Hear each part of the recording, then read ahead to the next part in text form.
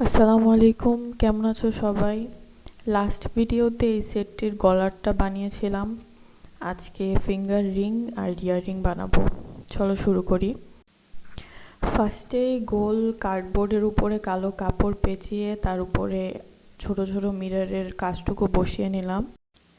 কাপড় বসানোর কাজটা আমি অফ ক্যামেরা করে নিয়েছি, কারণ অনেক সময় লাগে আর হাতে আঠা ভরে টোরা অনেক বিরক্তিকর একটা অবস্থা হয়ে যায়, তাই কাপড় বসিয়ে তারপরে ভিডিও শুরু করলাম।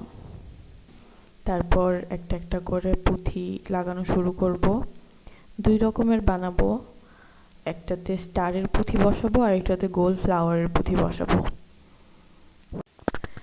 রিং বানাতে বানাতে আমি তাদেরকে এখন থ্যাংক ইউ বলতে চাই, যারা আমার ভিডিও দেখো, রিয়্যাক্ট করো, কমেন্ট করো।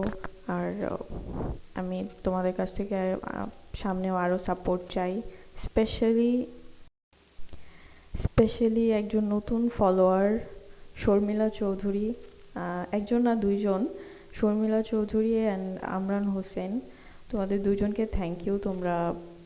তোমরা আমাকে না চিনেও খুব সুন্দর করে আমার ভিডিও দেখো আর কমেন্ট করো। শর্মিলা চৌধুরী আমাকে কমেন্টে আমার ভিডিও চায় আর আমাকে এনকারেজ করার জন্য ভয়েস দিয়ে আরও ভিডিও বানাইতে বলছে, যার জন্য আমি সত্যিই এনকারেজ হয়েছি আর আমার এখন আরও ভালো লাগে ভিডিও বানাইতে ভয়েস দিয়ে। Thank you Sharmila. আর এমনিতে আমার ফ্যামিলি মেম্বার্সরা যারা আমাদের শুরু থেকে আমাকে লাইক করে আসতেছো আর আমার ভিডিওগুলো দেখো, কমেন্ট করো, তাদেরকে অনেক অনেক ধন্যবাদ। এক ধরনের রিংয়ে আমি স্টার বসিয়ে নিলাম, আর এক ধরনেরতে ফ্লাওয়ার বসিয়ে নিলাম। এখন এগুলাতে রিং স্টার বসিয়ে দিব। বসানোর পরে শুকানোর জন্য ছেড়ে দিব কিছুক্ষণ। আর এখন দেখুন রিংগুলো আসলে অনেক সুন্দর হয়েছে, তাই না? আমার কাছে তো অনেক ভালো লাগতেছে। পুরো সেটের মধ্যে রিংগুলো সবচেয়ে বেশি সুন্দর লাগতেছে আমার কাছে। এখন আমি ইয়াররিং বানানো শুরু করব। আর এই প্রসেসটা অনেক অনেক ঝামেলার ছিল, বিশেষ করে ইয়াররিংয়ের, কারণ এটা যেহেতু একটু রাউন্ড শেপের আর একটু উপরেও একটু ঘুরানো শেপের, তাই এটাতে কাটা লাগানো একটু সময়ও লাগছে বেশি, আবার কষ্টও হয়েছে। কাপড় বসানো, তারপরে এই যে লাইটার দিয়ে একটু একটু করে সাইডের বাড়তি কাপড়গুলো পুড়ে নিতে হয়।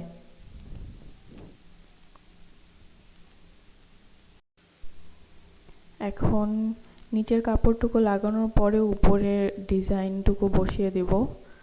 প্রিন্টের যেই ডিজাইনটা বসিয়ে দিলাম। বসানোর পর এটাকে ভালো মতো শুকিয়ে নিয়ে তারপর আবার পরের কাজটুকু শুরু করব। পরে হচ্ছে শুধু পুঁথি বসানোর কাজ, তারপর ইয়ারিং স্টার্ট বসানোর কাজ।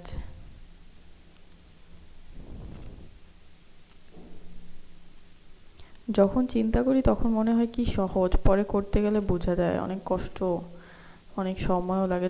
তারপর পুঁথিগুলো ছোট ছোট খালি পড়ে যায়, সময় লাগে। আর এই পুঁথি বসানোর কাজের সময় জানো কি হয়েছে, আমি একবার একটাতে গ্লু